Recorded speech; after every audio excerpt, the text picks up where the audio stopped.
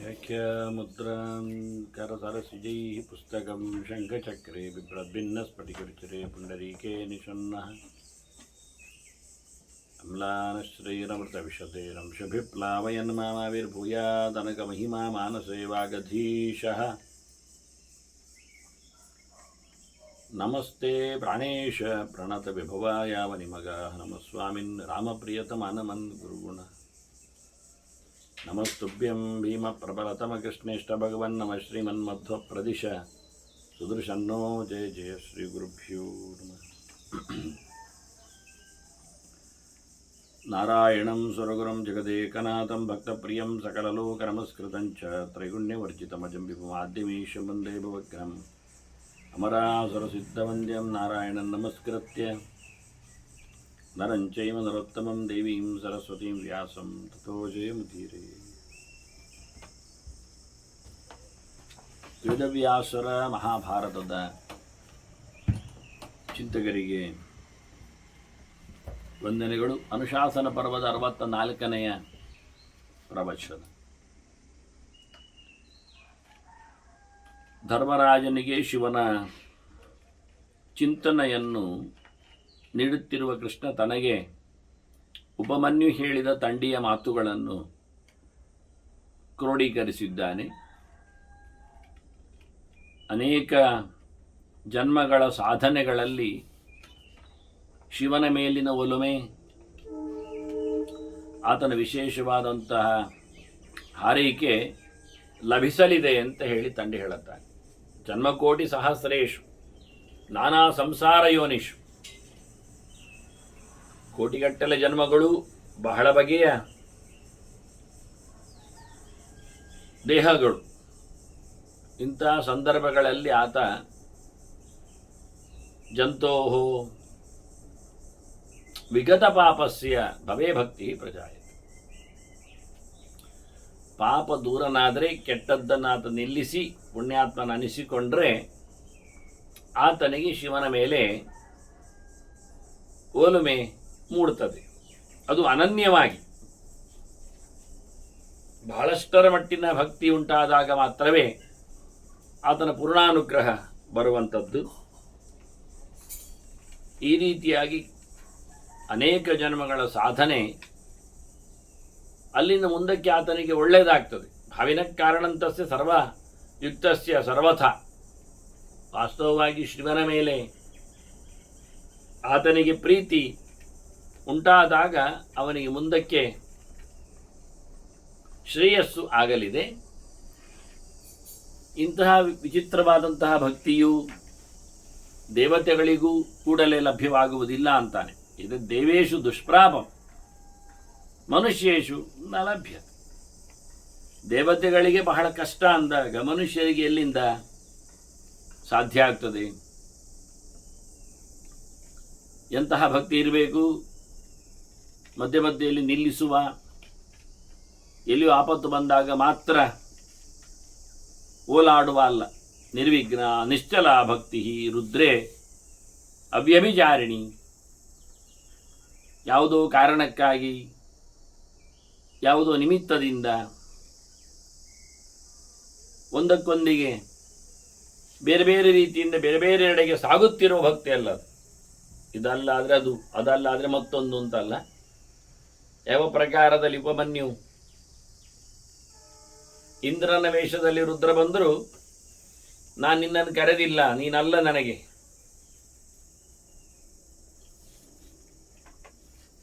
ನನಗೆ ರುದ್ರನೇ ಬೇಕೆನ್ನುವ ಹಠ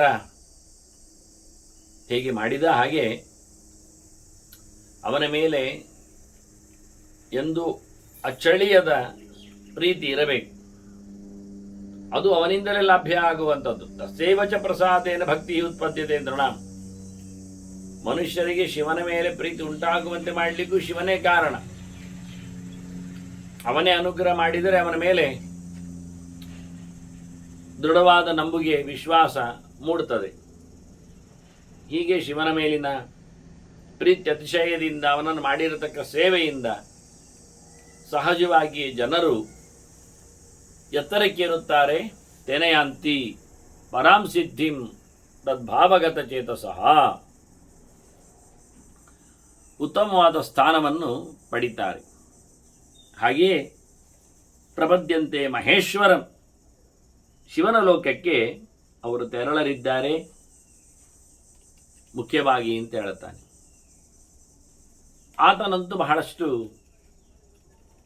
ತನ್ನ ಸೇವೆ ಮಾಡಿದವರಿಗೆ ಪ್ರೀತಿಯನ್ನು ಹಂಚುವವನು. ಪ್ರಪನ್ನವತ್ಸಲಃ ದೇವಃ ಸಂಸಾರಾತ್ತಾನ್ ಸಮುದ್ಧರೇತ್. ಆತ ವೈರಾಗ್ಯಕಾರಕನಾದ್ದರಿಂದ ಮನಸ್ಸಿನಲ್ಲಿ ಭಗವಂತನ ಮೇಲಿನ ಭಕ್ತಿಯನ್ನು ಉಂಟು ಮಾಡಲು ಸಮರ್ಥನಾದ್ದರಿಂದ ಇತ್ತ ವಿಷಯಗಳೆಡೆಗೆ ಅವನನ್ನು ಹರಿಸದೆ ಈ ಸಂಸಾರದ ಜಂಜಾಟದಿಂದ ಆತನನ್ನು ಆಚೆಗೆ ಪಾರು ಮಾಡಲು ಸಮರ್ಥನಾಗ್ತಾನೆ, ಪಾರು ಮಾಡ್ತಾನೆ. ಇದು ಬೇರೆ ದೇವತೆಗಳೆಲ್ಲ ಆಗುವುದಿಲ್ಲ ಹೀಗೆ ಅಂತಾನೆ ತಂದೆ.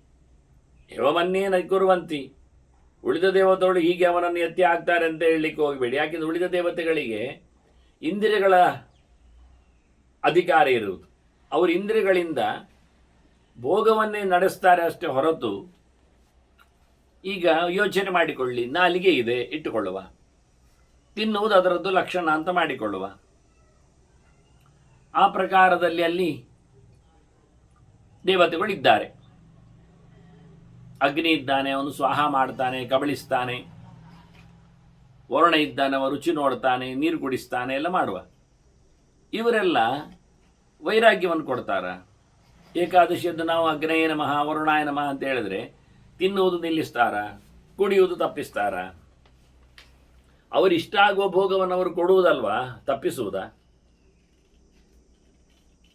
ಹಾಗಾಗಿ ಅಗ್ನಿ ವರುಣ ಇತ್ಯಾದಿಗಳೆಲ್ಲ ದೇಹದಲ್ಲಿ ಕೂತವರು, ಇಂದ್ರಿಯಗಳಲ್ಲಿ ನಿಂತವರು ಇನ್ನಷ್ಟು ಅದನ್ನು ದೃಢಗೊಳಿಸ್ತಾರೆ, ಚಪ್ಪೆಗೊಳಿಸುವುದಲ್ಲ. ನಾಲಿಗೆಯನ್ನು ಹೆಚ್ಚು ರುಚಿ ಮಾಡಿಸ್ತಾರೆ, ಇಂದ್ರಿಯಗಳ ಭೋಗಶಕ್ತಿ ಹೆಚ್ಚು ಮಾಡುತ್ತಾರೆ ಅವರು ಸನ್ನಿಧಾನದಿಂದ. ಅದೇ ಶಿವನು ಮನಸ್ಸಿನಲ್ಲಿರುವವ.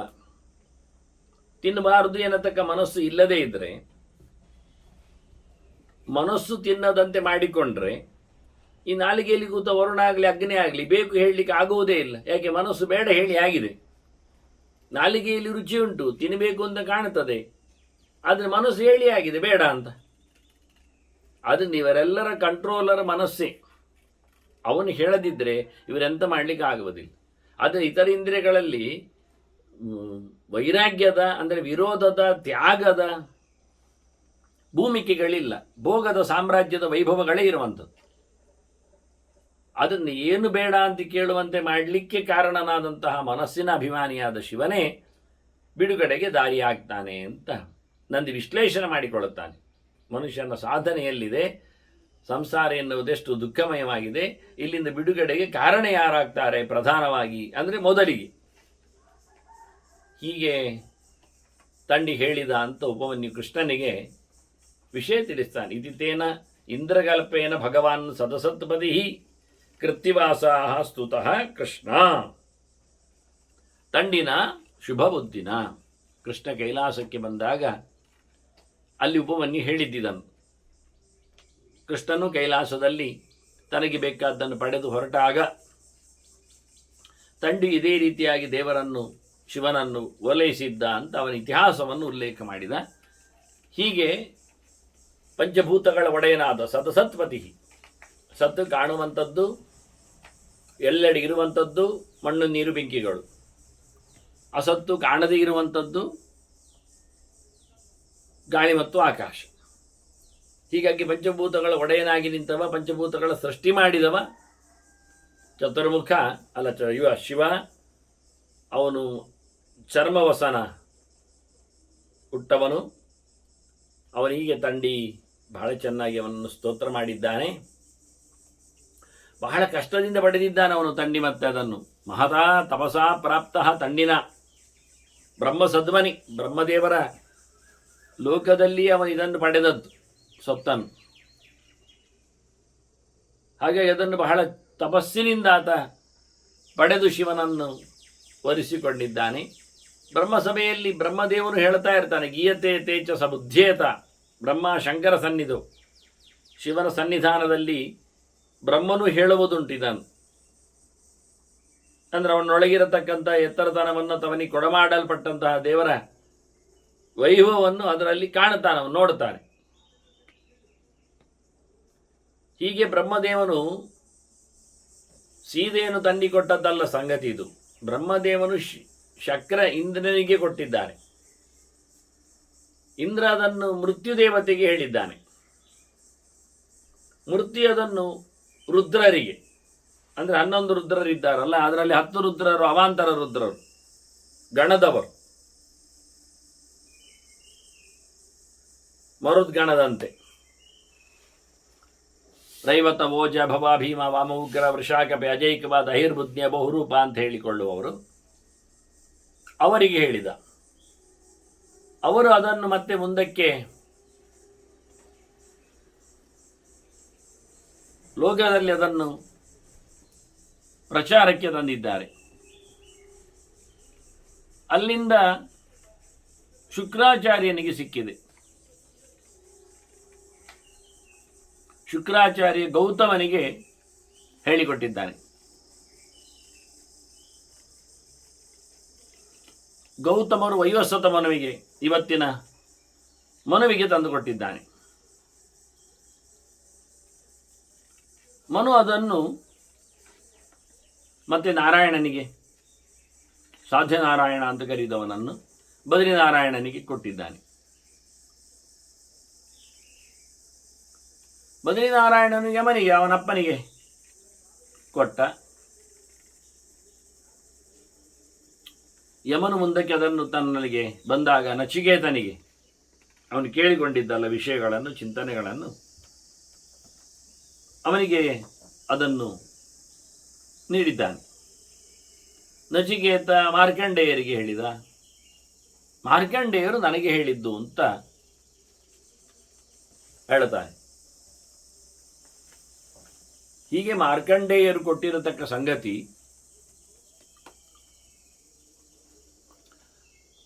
ಅಲ್ಲಿಂದ ಇವತ್ತು ಕೃಷ್ಣನಿಗೆ ಸಿಕ್ಕಿದ್ದು.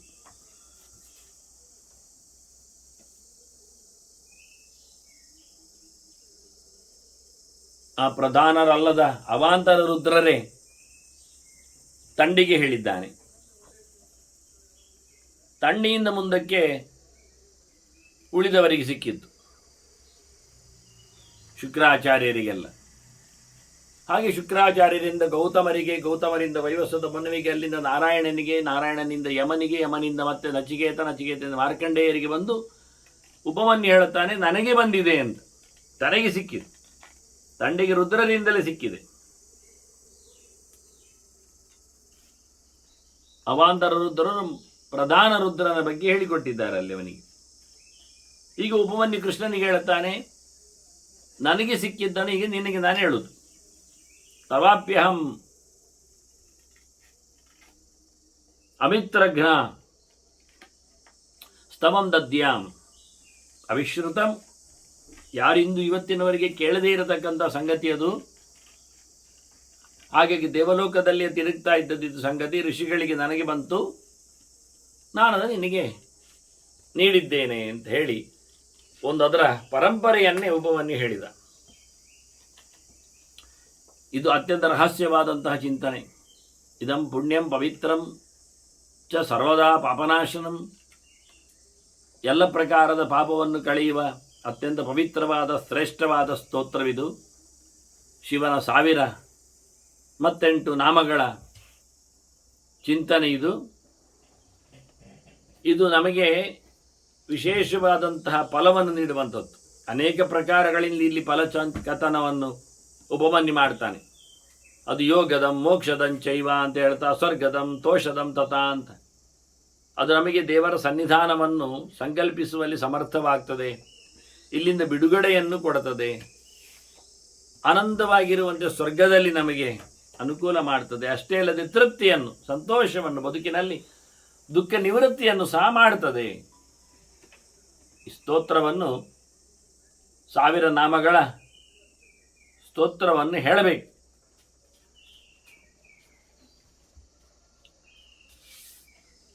ಯಾರಿದನ್ನು ಹೇಳುತ್ತಾರೋ ಅವರು ವಿಶೇಷವಾದಂತಹ ಶಿವನ ಅನುಗ್ರಹಕ್ಕೆ ಪಾತ್ರರಾಗ್ತಾರೆ. ಏವೇತತ್ ಪಠಂತೆ ಯಹ ಏಕಭಕ್ತಿಯಾತು ಶಂಕರ. ಮುಖ್ಯವಾದಂತಹ ಯೋಚನೆಯಲ್ಲಿ ಶಂಕರನನ್ನೇ ಯಾರು ಇದರಿಂದ ಸಂತೋಷಪಡಿಸ್ತಾರೆ ಅವರಿಗೆ ಸಾಂಖ್ಯಯೋಗರೆಲ್ಲ ಪಡೆದ ಗತಿಯಾಗ್ತದೆ. ಯಾ ಗತಿ ಸಾಂಖ್ಯಯೋಗಾನ ವ್ರಜಂತ್ಯೇತಾಂ ಗತಿಂ ಸದಾ. ಸಾಂಖ್ಯರು ಯೋಗರು ನಾವು ಕೇಳಿದ್ದೇವೆ, ಕಪಿಲನ ಮತ್ತು ದತ್ತನ ಪಂಥದವರು, ಶುದ್ಧವಾದ ತತ್ವವಿಜ್ಞಾನವನ್ನು ಪಡೆದವರು, ಯಥೋಚಿತವಾದ ಆಚರಣೆಯಲ್ಲಿ ರತರಾದವರು. ಅವರಿಗೆಲ್ಲ ಎಂಥ ಅದ್ಭುತವಾದಂತಹ ಸ್ಥಾನಮಾನಗಳು ಸಿಗ್ತವೆ. ಅಂತಹ ಸ್ಥಾನಮಾನಗಳನ್ನು ಈ ಪಾರಾಯಣದಿಂದ, ಇದರ ಚಿಂತನೆಯಿಂದ ಪಡೀಲಿಕ್ಕೆ ಬರ್ತದೆ. ಅದು ಶಿವನ ಸನ್ನಿಧಾನದಲ್ಲಿ 1 ವರ್ಷ ನಿರಂತರವಾಗಿ ಈ ಸಹಸ್ರನಾಮವನ್ನು ಹೇಳಿಕೊಂಡರೆ ಅಬ್ಧಮೇಕಂ ಚರೇದ್ ಭಕ್ತ ಪ್ರಾಪಣೆಯಾದ ಈಪ್ಸಿದ್ದಂ ಫಲಂ, ಅವನು ಬಯಸಿದ್ದನ್ನು ಪಡಿತಾನೆ. ಮತ್ತೊಮ್ಮೆ ಇದರ ವರ್ಷದ ಪದ್ಧತಿಯನ್ನು ಉಲ್ಲೇಖ ಮಾಡ್ತಾನೆ ಇಲ್ಲಿ ಉಪಮನ್ಯು ಹೇಳುವಾಗ. ಅದು ವಿಶೇಷವಾಗಿ ಪಠೇತ ಶುಚಿ ಪಾರ್ಥ ಬ್ರಹ್ಮಚಾರಿ ಜಿತೇಂದ್ರಿಯ, ಶುದ್ಧನಾಗಿ ಮಿಂದು ಬಂದು ದೈಹಿಕವಾಗಿ ಅಷ್ಟೇ ಅಲ್ಲದೆ ಆಹಾರದಿಂದಲೂ ಶುದ್ಧನಾಗಿದ್ದವ, ಬ್ರಹ್ಮಚಾರಿಯಾಗಿ ಇಂದ್ರಿಯಗಳ ನಿಗ್ರಹದೊಂದಿಗೆ ಇರುವವನು ಅಭಗ್ನ ಯೋಗ, ಯಾವುದೇ ಪ್ರಕಾರವಾದ ಯಮನಿಯಮಗಳಲ್ಲಿ ತೊಂದರೆ ಮಾಡಿಕೊಳ್ಳದವನಿದ್ದರೆ ಅವನು ವರ್ಷಂತೂ ಸೋಷಮೇಧ ಬಲಂ ಲಭೇದಂತ. 1 ವರ್ಷ ಈ ರೀತಿಯಾಗಿ ಅವ ಅಖಂಡ ವ್ರತಗಳಲ್ಲಿ ನೆಲೆಗೊಂಡು ನಿರಂತರವಾಗಿ ಶಿವನ ಸಹಸ್ರನಾಮವನ್ನು ಅಂತ ಹೇಳ್ತಾ ಬಂದರೆ ಅವನು ಅಶ್ವಮೇಧಯಾಗ ಮಾಡಿದ ಫಲವನ್ನು ಪಡಿತಾನೆ ಅಂತ. ಸಾಂಖ್ಯಯೋಗರ ಗತಿ ಯಾವುದು ಅಂತ ಹೇಳುವುದು ಅರ್ಥ ಆಗದೇ ಇದ್ದರೆ ಇನ್ನೊಂದು ಪ್ರಕಾರದಿಂದಲೂ ಇದನ್ನು ಉಪಮನ್ಯು ಚಿಂತನೆಯಲ್ಲಿ ತರ್ತಾನೆ. ವಾಸ್ತವವಾಗಿ ಇದು ಸ್ವರ್ಗಲೋಕವನ್ನಷ್ಟು ಮಾತ್ರ ಕೊಡುವುದಲ್ಲ. ಸ್ವರ್ಗ್ಯಂ ಆರೋಗ್ಯಂ ಆಯುಷ್ಯಂ ಧನ್ಯಂ, ಆರೋಗ್ಯವನ್ನು ಕೊಡುತ್ತದೆ, ಆಯುಷ್ಯವನ್ನು ಕೊಡುತ್ತದೆ, ಸಂಪತ್ತನ್ನು ನೀಡುತ್ತದೆ ಅಂತ ಅದ್ಭುತವಾದಂತಹ ಚಿಂತನೆ ಇದು. ವೇದೇನ ಸಂಹಿತ, ಇದು ವೈದಿಕವಾದ ಚಿಂತನೆಯ ಜೊತೆಯಲ್ಲಿ ಸೇರ್ತದೆ. ಅದಕ್ಕೆ ಸಮನಾಗಲು ಇದು ಅಡ್ಡಿ ಇಲ್ಲ. ಯಾಕೆ ವೇದಗಳು ಅಂದರೆ ಪುರಾಣಗಳು ಅಲ್ವಾ? ವೇದ ಅಂದರೆ ಇತಿಹಾಸ ಪುರಾಣ, ಪಂಚಮ ವೇದ ನಾಮದ ಇತಿಹಾಸ ವೇದ ಅಲ್ವ, ಇದು ಇತಿಹಾಸದಲ್ಲೇ ಇರುವುದಲ್ವ.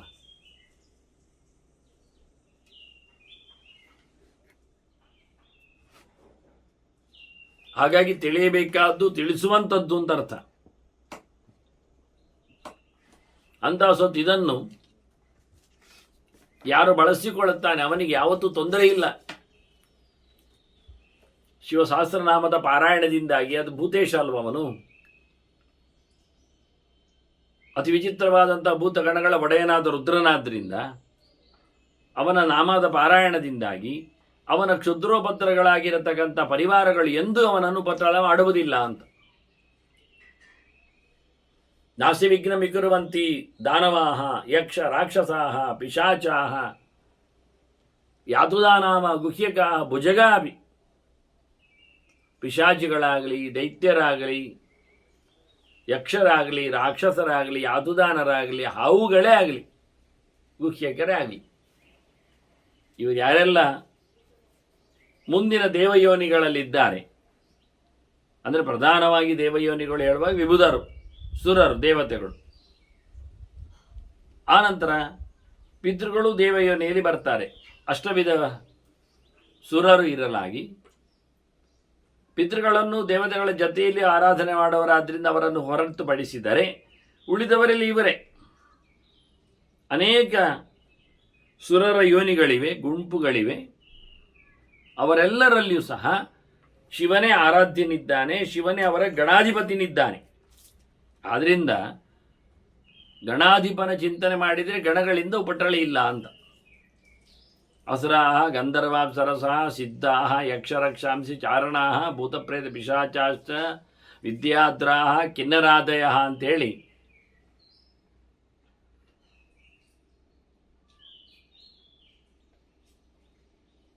ಇವರೆಲ್ಲೆಲ್ಲ ಮುಕ್ತಿಯೋಗ್ಯರಿದ್ದಾರೆ. ಇಲ್ಲಿ ದೇವತೆಗಳ ಜೊತೆಯಲ್ಲಿ ಗಂಧರ್ವಾಪ್ಸರಸರನ್ನು ಸೇರಿಸಿಕೊಂಡದ್ರಿಂದ ಅವರನ್ನು ಇನ್ನೇಳಲಿಲ್ಲ, ಅವರು ವಿಘ್ನ ಕೊಡುವುದಿಲ್ಲ.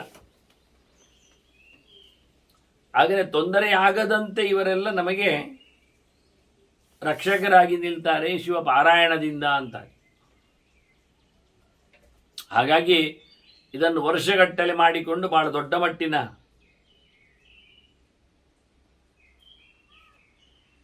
ಫಲವನ್ನು ಪಡೆಯಬೇಕು.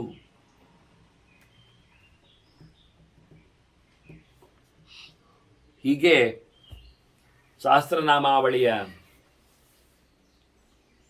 ಮಹತ್ತಿಕೆಯನ್ನು ಉಪಮನ್ಯು ಹೇಳಿದ್ದನ್ನು ಮತ್ತೆ ಕೃಷ್ಣ ತಿಳಿಸಿದ. ಈ ಚಿಂತನೆಗಳೆಲ್ಲ ಸಾಗ್ತಾ ಇರುವಂಥದ್ದು ಜನಮೇಜಯನ ಸರ್ಪಸತ್ರದಲ್ಲಿ. ಅಲ್ಲಿ ವಿಸ್ತಾರವಾದ ಚಿಂತನೆಯನ್ನು ನೀಡ್ತಾ ಇರೋರು ವೇದವ್ಯಾಸರ ಶಿಷ್ಯರು ವೈಶಂಪಾಯನರು. ಅವರು ಹೇಳುತ್ತಾರೆ ಜನಮೇಜಯನ ಹತ್ರ, ಇವನ್ನೆಲ್ಲ ಕೇಳಿಕೊಂಡರು ಅಲ್ಲಿದ್ದವರು.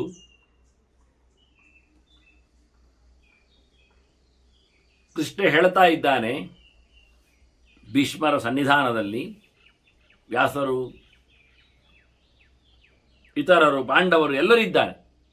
ಆಗ ಎಲ್ಲ ಋಷಿಗಳು ಭಾರಿ ಒಳ್ಳೆಯದಾಯಿತು ಅಂತ ಹೇಳಿದರು. ಸಾಧು ಸಾಧು ಇತಿ, ಬಹಳ ವಿಷಯ, ದೊಡ್ಡ ವಿಷಯ ಅಂತೇಳಿ ಸಂಭ್ರಮಿಸಿಕೊಂಡರು. ಅಲ್ಲಿ ವೇದವ್ಯಾಸರು ಮಾತಾಡಿದ್ದಾರೆ ನೋಡಿ. ವೈಶಂಪಾಯನರು ಹೇಳ್ತಾರೆ ಜನಮೇಜಯನ ಹತ್ರ,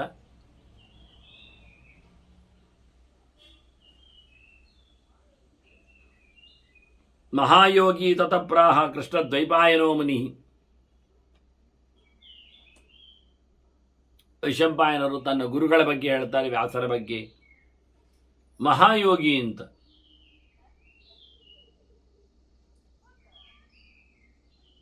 ಎಲ್ಲಿಂದ ಎಲ್ಲಿಗೆ ಚಿಂತನೆ ಸಾಮ್ರಾಜ್ಯ ಬೆಳೆಯಬೇಕು ನೋಡಿ. ಅದನ್ನು ಯೋಗದ ಪ್ರವರ್ತಕರಾಗಿ ನಿಂತ ಮಹಾಯೋಗಿಗಳಾದ ಕೃಷ್ಣದ್ವೈಪಾಯನರು ವ್ಯಾಸರು ಹೇಳುತ್ತಾರೆ, ಪಟಸ್ವಪುತ್ರ ಭದ್ರಂತೆ ಪ್ರಿಯತಾಂತೆ ಮಹೇಶ್ವರ. ವೇದವ್ಯಾಸರು ಭೀಷ್ಮನ ಹತ್ತಿರದಲ್ಲಿ ಇದ್ದರಲ್ಲಿ ಭೀಷ್ಮ ಮಾತಾಡುವ ಬದಲಿಗೆ ಕೃಷ್ಣ ಮಾತಾಡ್ತಾ ಇದ್ದಾನೆ. ಮುಂದೆ ಅಲ್ಲಿನ ಕಥೆ ಏನಾಯಿತು? ಕೃಷ್ಣನ ಮಾತು ಮುಗಿದಾಗ ವೇದವ್ಯಾಸರು ಮಾತನ್ನು ಆಡಿದ್ದಾರೆ. ಅವರು ಧರ್ಮರಾಜನಿಗೆ ಹೇಳುತ್ತಾ ಇದ್ದಾರೆ, ಪಟಸ್ವ ಪುತ್ರ ಭದ್ರಂತೆ, ಮಗ ನಿನಗೆ ಒಳ್ಳೆಯದಾಗಲಿ.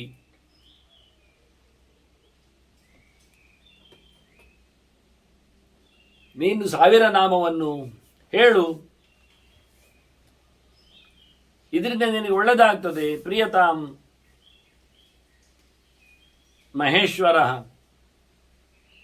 ತೇ, ಆ ಶಿವನು ನಿನಗೆ ಅನುಗ್ರಹ ಮಾಡಲಿ. ನಾನು ಹಿಂದೆ ಮಾಡಿದ್ದೇನೆ ಕೆಲಸ. ಪುತ್ರಯತೋರ್ ಮಹಾರಾಜ ಸ್ತವಃ ಏಷಃ ಅನುಕೀರ್ತಿತ.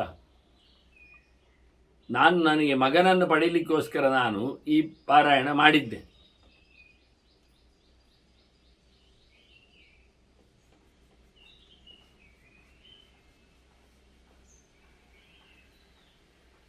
ನನಗೆ ಮಕ್ಕಳನ್ನು ಕೊಟ್ಟಿದ್ದಾನವನು.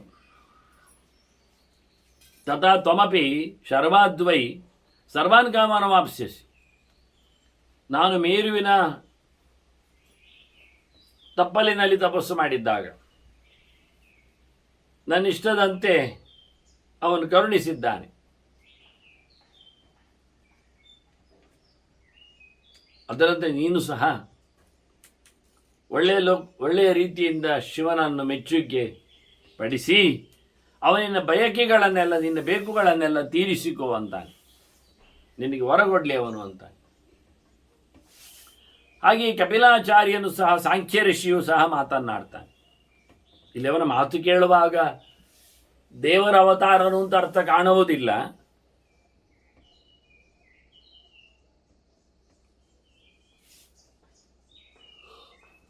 ಮುಂದಕ್ಕೆ ಅನೇಕ ಋಷಿಗಳು ಮಾತಾಡೋದ್ರಿಂದ ಇವನು ಋಷಿ ಅಂತಲೇ ಅರ್ಥ ಮಾಡೋದು ಚಂದ ಆ ಲೆಕ್ಕಾಚಾರದಲ್ಲಿ.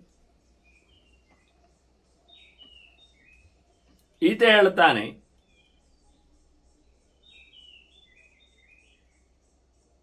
ನನಗಿವತ್ತು ಜ್ಞಾನ ಇದೆ, ಅವು ಶಿವಪ್ರದತ್ತವಾದದ್ದು. ಮಯಾ ಜನ್ಮಾನ್ಯನೇಕಾನಿ ಭಕ್ತಿಯ ಚ ಆರಾಧಿತೋ ಭವ. ಬಹಳ ಬಹಳ ಜನ್ಮಗಳಲ್ಲಿ ನಾನು ಶಿವನನ್ನು ಪೂಜೆ ಮಾಡಿದ್ದೇನೆ. ಪ್ರೀತಶ್ಚ ಭಗವಾನ್ ಜ್ಞಾನಂ ದದೌ ಮಮ ಭವಾಂತಗಂ. ಸಂಸಾರವನ್ನು ದೂರ ಮಾಡುವ ಶುದ್ಧವಾದ ವಿಜ್ಞಾನವನ್ನು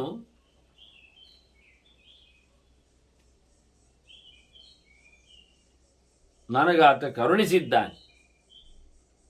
ಹೀಗಾಗಿ ಕಪಿಲ ತನಗೆ ಜ್ಞಾನವನ್ನು ಕೊಟ್ಟಿದ್ದಾನೆ ಅಂತ ಹೇಳುವಲ್ಲಿ ಸಂಸಾರವನ್ನು ಮೋಚನೆಗೊಳಿಸುವ ಜ್ಞಾನ ಅಂದಾಗಿದ್ದು ಕಪಿಲ ಋಷಿ ಇರಬೇಕು, ಅವಾಂತರ.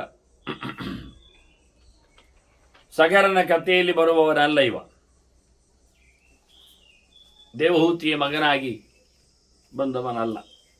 ಅಂದರೆ ಕರ್ದಮನ ಸ್ವಯಂಭೂ ವಂಶದಲ್ಲಿ.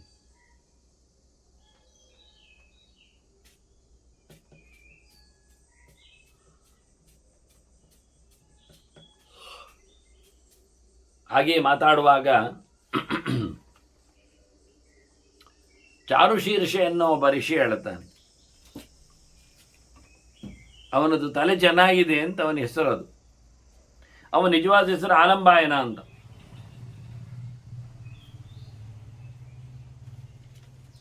ಅದು ಇಂದ್ರನ ಫ್ರೆಂಡ್. ಹೆಚ್ಚಿನ ಋಷಿಗಳೆಲ್ಲ ಸ್ವರ್ಗಕ್ಕೆ ಹೋಗಿ ಬಂದವರು ಇಂದ್ರನ ಮಿತ್ರರಾಗಿರ್ತಾರೆ, ಲೋಮಶಾದಿಗಳಂತೆ.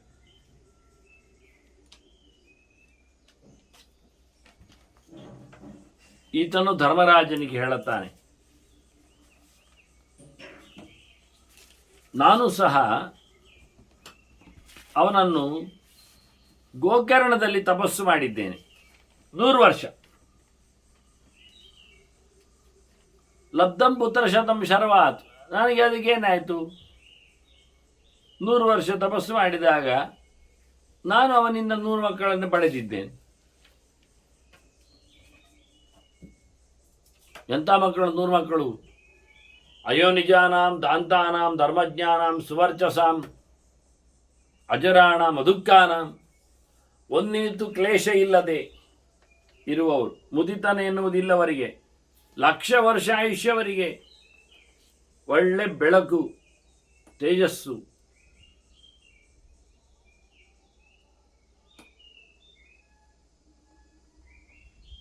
ಮತ್ತು ಒಳ್ಳೆ ರೀತಿಯಿಂದಾಗಿ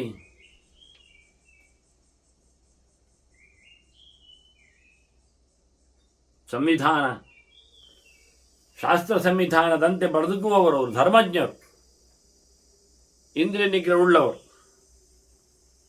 ಮತ್ತು ಸೀದಾ ಸಾದ ಹುಟ್ಟಿ ಬಂದವರು ಅಯೋನಿಜರು, ಹೊಟ್ಟೆಯಲ್ಲಿ ಹುಟ್ಟಿ ಬಂದವರಲ್ಲವರು. ಅಂತ 100 ಗಟ್ಟಲೆ ಮಕ್ಕಳನ್ನು ನಾನು 100 ವರ್ಷ ತಪಸ್ಸು ಮಾಡಿದ್ದರ ಫಲವಾಗಿ ಗೋಕರ್ಣದಲ್ಲಿ ಮಹಾಬಲೇಶ್ವರನಿಂದ ಪಡೆದಿದ್ದೇನೆ.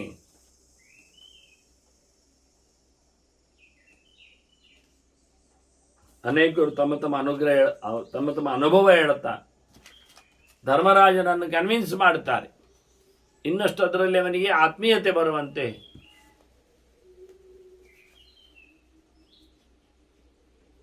ಹೇಳಿಕೊಳ್ಳುತ್ತಾರೆ. ವಾಲ್ಮೀಕಿಯು ಹೇಳುತ್ತಾನೆ, ನಾನು ಒಂದು ಸರ್ತಿ ತಪ್ಪು ಹೇಳಿದ್ದೇನೆ ಮಂತ್ರ. ವಿವಾದೇ ಸಾಗ್ನಿ ಮುನಿಭಿಹಿ ಬ್ರಹ್ಮಗ್ನೋ ವೈ ಭವಾನಿತಿ. ನನಗಾಗಲ್ಲಿ ಅಗ್ನಿಯು ಹೇಳಿದ, ಜೊತೆಯಲ್ಲಿ ಅಲ್ಲಿ ಕೂತ ಋಷಿಗಳು ಹೇಳಿದರು, ಇದು ಸಮ ಇಲ್ಲಲ್ಲ, ತಪ್ಪು ಹೇಳ್ತಾ ಇದ್ದಿ.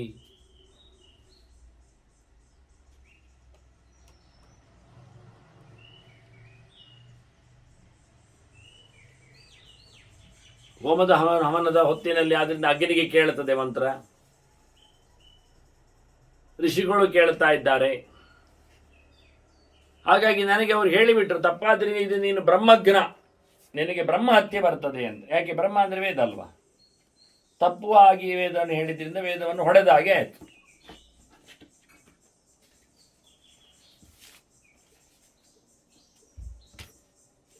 ಹಾಗೆ ನನಗೆ ದೋಷ ಬಂದದ್ದು ಗೊತ್ತಾಯಿತು ಕೂಡಲೇ. ಅವ ಹೇಳ್ತಾನೆ ವಾಲ್ಮೀಕಿ, ನನಗೆ ಅದು ಬಂದು ಸೇರಿತು. ಅವ್ರು ಹೇಳಿದ್ದಕ್ಕೆ ಉಕ್ತ ಕ್ಷಣೇನ ಚ ಅವಿಷ್ಟಂ ತೇನಾಧರ್ಮೇಣ ಅವಿಷ್ಟ ತೇನಾಧರ್ಮೇಣ ಭಾರತ. ಅವರು ಹೇಳಿದ ಅಧರ್ಮ ದೇವತೆ ನನ್ನನ್ನು ಅಪ್ಪಿಕೊಂಡ್ಲು, ನನ್ನೆಡೆಗೆ ಬಂತು, ಕೂಡಲೇ ಬಂತು ತಪ್ಪು ಮಾಡಿದ ತಕ್ಷಣ ನನಗೆ. ಉಳಿದವರೆಲ್ಲ ಹೇಳಿದ್ದಾರಲ್ಲ, ಹಾಗಾಗಿ ನನಗೆ ಕೂಡಲೇ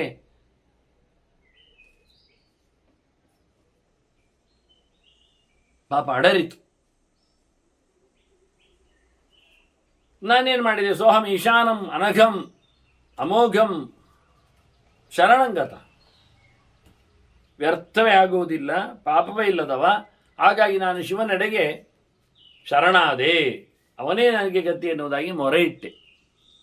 ಹಾಗಾಗಿ ನನಗೆ ಪಾಪ ಎಲ್ಲ ದೂರ ಆಯಿತು. ಮುಕ್ತಶ್ಚಾಸ್ಮಿ ತತಃ ಪಾಪೈಹಿ, ಎಲ್ಲ ಪಾಪಗಳಿಂದ ದೂರನಾದೆ, ನಾನು ಶುದ್ಧನಾದೆ.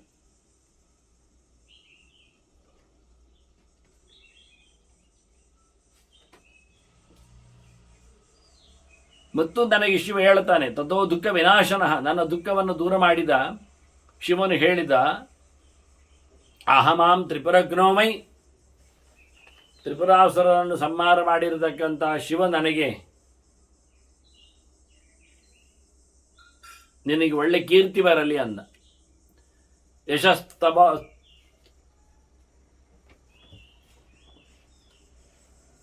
ತವ ಅಗ್ರಿಯಂ, ಅತ್ಯಂತ ಮೇಲ್ಪಂಕ್ತಿಯ ಯಶಸ್ಸು ಕೀರ್ತಿ ಅದು ನಿನ್ನದಾಗಲಿ. ಭವಿಷ್ಯತಿ, ಹಾಗೆ ಪರಶುರಾಮನು ತನ್ನ ಚರಿತ್ರೆಯನ್ನು ಹೇಳ್ತಾನೆ. ಅಲ್ಲಿದ್ದಾನೆ ಪರಶುರಾಮನಿದ್ದಾನೆ ನೋಡಿ, ಕೇಳ್ತಾನೆ. ನನಗೆ ನನ್ನ ಅಪ್ಪನನ್ನು ಅವರು ಕಡ್ದ್ರಲ್ಲ, ಆನಂತರ ನನ್ನ ಕತೆ ಬೇರೆ ಇತ್ತು.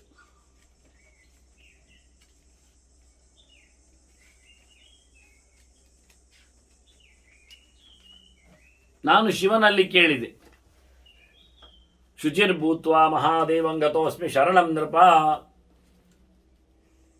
ನನ್ನಪ್ಪನ ಸಾವಿಗಾಗಿ ನಾನು,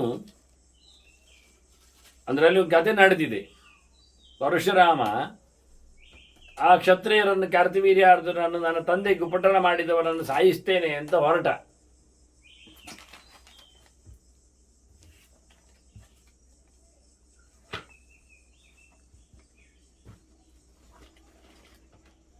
ಹೊರಡುವಾಗ ಎಲ್ಲ ಋಷಿಗಳು ಹೇಳ್ತಾರೆ, ನೀನು ರಾಜರ ಸಂಹಾರ ಮಾಡುವುದು ರಾಜರ ಒಡೆಯನಾದ ಶಿವನಿಗೆ ಒಪ್ಪಿಗೆ ಇರ್ತದ?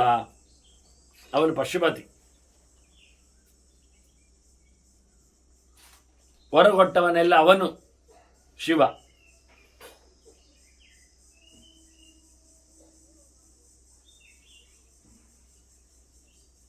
ಹಾಗಾಗಿ ಇದು ಹೇಗೆ ಸಾಧ್ಯ ಆಗ್ತದೆ?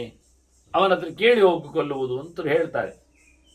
ಹಾಗಾಗಿ ಪರಶುರಾಮ ಶಿವನಲ್ಲಿ ಹೋದದ್ದು, ಸಂಹಾರಕಾರಕ ನೀನಂತೆ, ನಾನೀಗ ಮಧ್ಯದಲ್ಲಿ ಸಂಹಾರ ಮಾಡಲಿಕ್ಕೆ ಹೊರಟಿದ್ದೇನೆ ಅನ್ಯಾಯ ಮಾಡಿದವರನ್ನು, ನೀನು ಹೇಳಲಿಕ್ಕೆ ಅಂತ. ಆಗ ಅವನು ಕೊಟ್ಟದ್ದು ಪರಶು ಎಲ್ಲ. ಶುಚಿರ್ಭೂತ್ವ ಮಹಾದೇವಂ ಗತೋಸ್ಮಿ ಶರಣಂ ನೃಪ. ನಾನು ಮಡಿಯಾಗಿ ಅಲ್ಲಿ ಹೋಗಿ ಶಿವನೆಡೆಗೆ ನೆಲೆಗೊಂಡು ತಪಸ್ಸು ಮಾಡಲಿಕ್ಕೆ ಹೊರಡುವ ಅಂತ ನಿಂತೆ. ಆಗ ನಾಭೀಷ್ಟ ಅಸ್ತುವಂ ದೇವಂ ತತತ್ತುಷ್ಯೋ ಭವದ್ಭವ.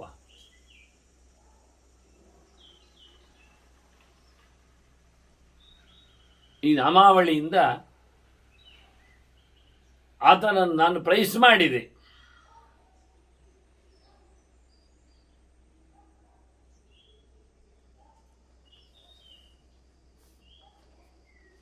ಹೀಗೆ ಸಂತುಷ್ಟನಾದ ಶಿವ ಬಂದ. ತತಸ್ತುಷ್ಟೋ ಭವದ್ಯ ಭವಃ, ಅವನು ಪರಶುಂಚ ತಥೋ ದೇವ ದಿವ್ಯಾನ್ಯಸ್ತ್ರಾಣಿ ಚೈವಮೇ, ನನಗವೇನು ಮಾಡ್ತಾನೆ?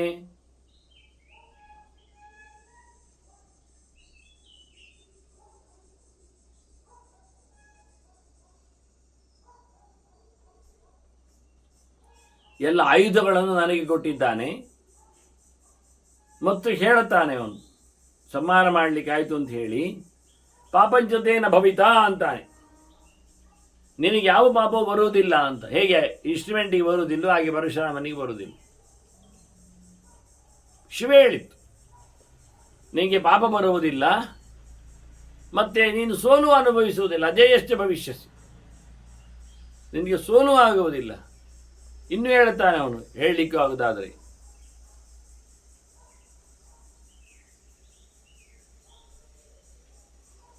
ಗತೆ ಪ್ರಭವಿತ ಮೃತ್ಯು, ನಿನಗೆ ಸಾವು ಬರುವುದಿಲ್ಲ. ಅದನ್ನು ಪರಶುರಾಮ ಚಿರಜೀವಿಯಲ್ಲಿ ಸೇರಿತ್ತು. ಅದನ್ನು ಇಲ್ಲಿ ಹೇಳ್ತಾನವನು, ಅಜರಶ್ಚ ಭವಿಷ್ಯಸಿ ಅಂತ. ನಿನಗೆ ಸಾವಿಲ್ಲ, ಸಂಕಟ ಇಲ್ಲ,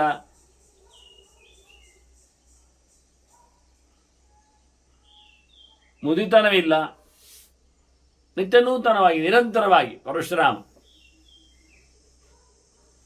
ಹಾಗಾಗಿ ಅವನ ಚಿತ್ರ ಮಾಡುವಲ್ಲಿ ನಾವು ಬಿಳಿಗಡ್ಡೆಯನ್ನು ಕೊಡಬೇಕಾಗಿಲ್ಲ. ಅಜರನಿದ್ದಾನವ. ಇದು ಶಿವನ ವಿಶೇಷ ಕಾರುಣ್ಯದಿಂದ ಆದದ್ದನ್ನು ಪರಶುರಾಮ ಹೇಳಿಕೊಂಡ. ಮತ್ತು ವಿಶ್ವಾಮಿತ್ರ ಹೇಳ್ತಾನೆ, ಅವನು ಬಹಳ ದೊಡ್ಡ ಮಟ್ಟಿನ ಸಾಧನೆ ಮಾಡಿದವ. ಅವ ಹೇಳ್ತಾನೆ, ನಾನು ಹಿಂದೆ ಕ್ಷತ್ರಿಯನಾಗಿದ್ದೆ ಅಲ್ವ,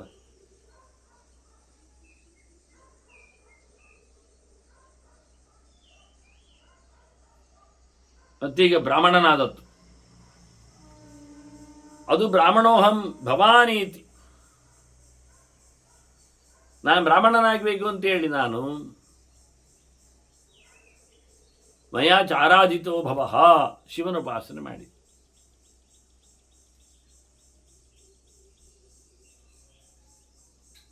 ಈ ಉಪಾಸನೆ ಮಾಡಿದವ ನಾನು ಶಿವನಿಂದಾಗಿ ಬ್ರಾಹ್ಮಣ್ಯವನ್ನು ಪಡೆಯಲಿಕ್ಕೆ ಅನುಕೂಲ ಆಯಿತು ಹೇಳ್ತಾರೆ. ಅಂತ ಅಸಿತ ದೇವಲವರು ಹೇಳ್ತಾರೆ, ನಮಗೆ ಇಂದ್ರನ ಶಾಪ, ಶಾಪಾತ್ ಶಕ್ರಸ್ಯ ಕೌಂತೆಯ ಚಿತೋ ಧರ್ಮ ಅನಶತ್.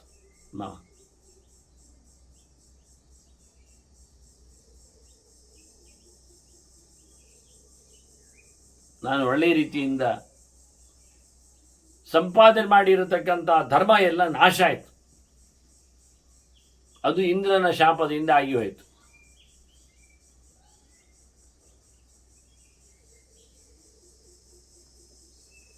ಒಟ್ಟು ಮಾಡಿದ ಪುಣ್ಯಗಂಟು ಇಲ್ಲಾಯ್ತು. ಅದಕ್ಕೆ ನಾನು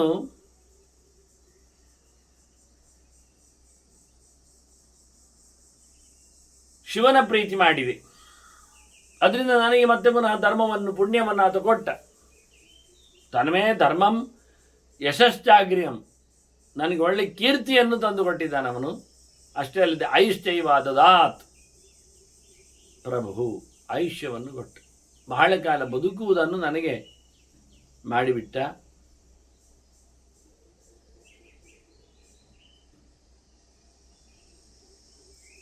ಹೀಗೆ ಅಸಿತ ದೇವಲರ ತಾವು ಪಡೆದಿರತಕ್ಕಂತಹ ಅನುಭವವನ್ನು ಹಂಚಿಕೊಂಡು ಈಗ ಅನೇಕ ಋಷಿಗಳ ಜೊತೆಯಲ್ಲಿ ಮುಂದೆ ಜೈಗೀಷವ್ಯನು ಒಂದು ಮಾತನ್ನು ಹೇಳುತ್ತಾನೆ.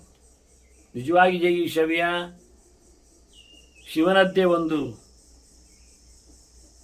ರೂಪ ಇದ್ದಾನೆ. 28 ಯೋಗಾಚಾರ್ಯರಲ್ಲೊಬ್ಬ ಇದ್ದಾನೆ.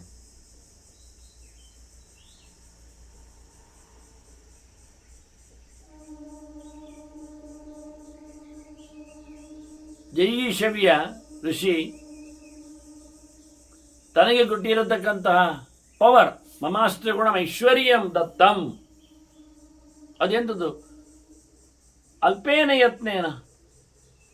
ನಾನು ಕಾಶಿಯಲ್ಲಿ ತಪಸ್ಸು ಮಾಡಿದವ, ಬಹಳ ಕಾಲ ತಪಸ್ಸು ಮಾಡಲಿಲ್ಲ, ಸ್ವಲ್ಪವೇ ಕಾಲ ತಪಸ್ಸು ಮಾಡಿತ್ತು. ಕಾಶಿ ಅದೊಂದು ವಿಶೇಷ ಅವಿಮುಕ್ತ ಕ್ಷೇತ್ರ. ಅದನ್ನು ಶಿವನ ತಾಣವನ್ನಾಗಿ ಭಾರತದಲ್ಲಿ ಗುರುತಿಸ್ತಾರೆ, ಪುರಾಣಕಾರರು ಗುರುತಿಸಿದೆ. ನಾನು ಶಿವರಾತ್ರಿಯ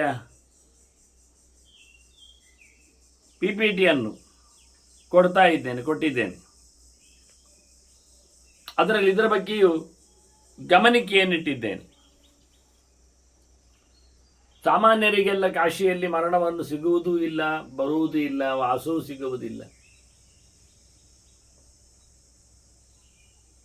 ಕಂ ಸುಖಂ ಅಶ್ನಾತಿ ಅಶತಿ ಅಶತ್ ಅಂತ ಅರ್ಥ, ಅಶೇತೆ ಎಲ್ಲ ಅರ್ಥದಲ್ಲಿ, ಅಶಿತ ಅರ್ಥದಲ್ಲಿ ಸುಖವನ್ನು ಅನುಭವಿಸುವಲ್ಲಿ ಅಂತ ಅರ್ಥ.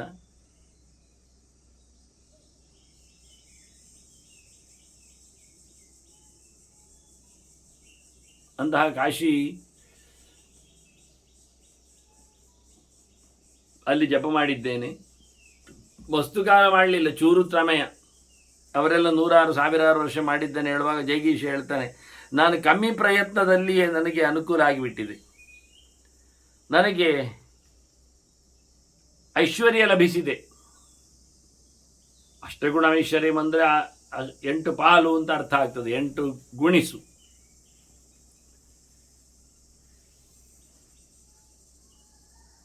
ಯೋಗದ ಅಷ್ಟಗುಣವಾದಂಥ ಐಶ್ವರ್ಯವನ್ನು ಹೇಳಲಿಕ್ಕೆ ಬರ್ತದೆ.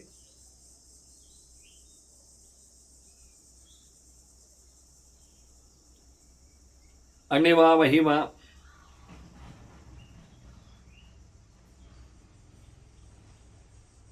ಲಘಿಮ ಗರಿಮ, ಪ್ರಾಪ್ತಿ ಪ್ರಾಕಾಶ್ಯ,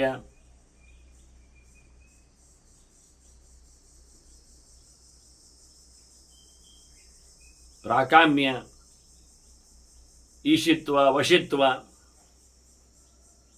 ಇವನ್ನು ಮುಖ್ಯವಾಗಿ 8 ಅಂತ ಕರೀತಾರೆ. ಅಣಿಮ ಮಹಿಮಾ ಚೈವ ಲಘಿಮ ಗರಿಮಾ ತತ ಪ್ರಾಪ್ತಿ ಪ್ರಾಕಾಮ್ಯಂ ಈಶಿತ್ವಂಚ ವಶಿತ್ವಂಚ ಅಂತ ಹೇಳಿ, ಪ್ರಾಪ್ತಿ ಪ್ರಾಕಾಮ್ಯಮೇಮಚ ಅಂತ ಹೇಳಿ, ಈಶಿತ್ವಂಚ ವಶಿತ್ವಂಚ ಪ್ರಾಪ್ತಿ ಪ್ರಾಕಾಮ್ಯಮೇಮಚ ಅಂತ. ಅಣಿಮಾದ್ಯ ಅಷ್ಟೈಶ್ವರ್ಯಗಳು. ಇದನ್ನು ಸಿರಿವಂತಿಕೆ ಅಂತ ಹೇಳ್ತಾರೆ. ಐಶ್ವರ್ಯ ಅಂದರೆ ದೊಡ್ಡಸ್ತಿಕೆ ಅಂತ, ದೊಡ್ಡ ಸಿದ್ಧಿ ಅಂತಾರೆ, ಪ್ರಭುತನ ಅಂತಾರೆ, ಗಡ್ಸು ಅಂತಾರೆ. ಅತ್ಯಂತ ಸಣ್ಣದಾಗುವುದು.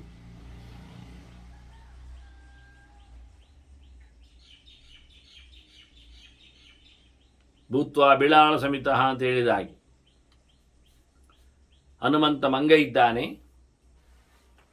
ಅವನು ಬೆಕ್ಕಿನಷ್ಟು ಸಣ್ಣ ಗಾತ್ರವನ್ನು ಪಡೆದು ಲಂಕೆ ಒಳಗೆ ಪ್ರವೇಶ ಮಾಡಿದ್ದಾನೆ. ಇದು ಅಣಿಮ, ಸಣ್ಣದಾಗುವುದು, ದೇಹವನ್ನು ಸಣ್ಣಕ್ಕೆ ತಂದುಕೊಳ್ಳುವುದು. ಮಹಿಮ, ದೊಡ್ಡದಾಗುವುದು.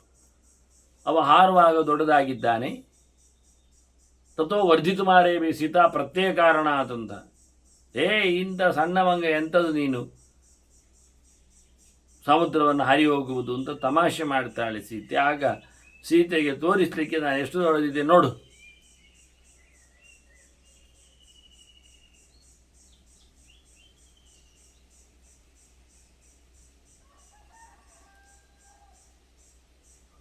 ಹೀಗೆ ಅಣಿಮಾ ಮಹಿಮಾಗಳು ದೈಹಿಕವಾಗಿ ಸೂಕ್ಷ್ಮವಾದ ದೇಹವನ್ನು, ಸೂಕ್ಷ್ಮವಾದ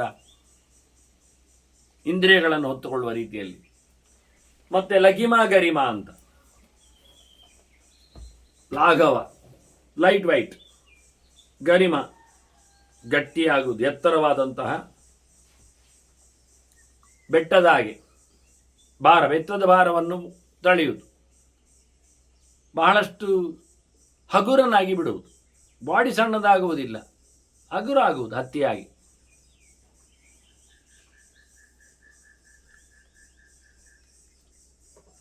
ಆಚಾರ್ಯ ಮಥುರು ನೃಸಿಂಹಗೇಹದಲ್ಲಿ ಒಬ್ಬ ಹುಡುಗನ ಮೇಲೆ ಬರಲಿಕ್ಕೆ ಹೇಳಿ ಕೂತು ಪ್ರದಕ್ಷಿಣೆ ಬರಲಿಕ್ಕೆ ಹೇಳಿಬಿಟ್ಟಿದ್ದಾರೆ. ನಿರ್ಯತ್ನಂಬೊಟ್ಟು ಮಧುರುಕ್ಯವಂದಹಾಸಿ ಸಪ್ರಾಯ ಪರಿತೋ ನೃಸಿಂಹಗೇಹಂ. ಅವನವರನ್ನು ಹೊತ್ತುಕೊಂಡು ಉದ್ದಕ್ಕೆ ಸುತ್ತು ಪ್ರದಕ್ಷಿಣೆ ಮಾಡಿದ. ಪ್ರದಕ್ಷಿಣೆಗೆ ಅಷ್ಟು ಹಗುರಾಗಿ ಬಿಟ್ಟಿದ್ದಾರೆ ಅವರು. ಒಬ್ಬ ಹುಡುಗನ ಹೆಗಲಿನ ಮೇಲೆ ಕೂತಿದ್ದಾರೆ. ಅದೇ ಅವರ ಶಿಷ್ಯರು ಮಧ್ವಾಚಾರ್ಯರು ಅವರ ಜೊತೆಯಲ್ಲಿ ಅವರು ತಮ್ಮ ಬೆರಳನ್ನು ಶಿಷ್ಯರ ಮೇಲೆ ಒತ್ತಿ ಹಿಡಿದದ್ದು. ಅವರಿಗೆ ಬಿಡಿಸಿಕೊಳ್ಳಿಕ್ಕೆ ಆಗಲಿಲ್ಲ. ಅವರೆಲ್ಲ ಪರ್ವತದ ಭಾರ ಬೀಡಿತೆ ನಮ್ಮ ಮೇಲೆ ನಿಮ್ಮ ಬೆರಳಿನಿಂದ, ದಮ್ಮಯ್ಯ ಬಿಡಿರಿ ಅಂತಾರೆ ಅವರು.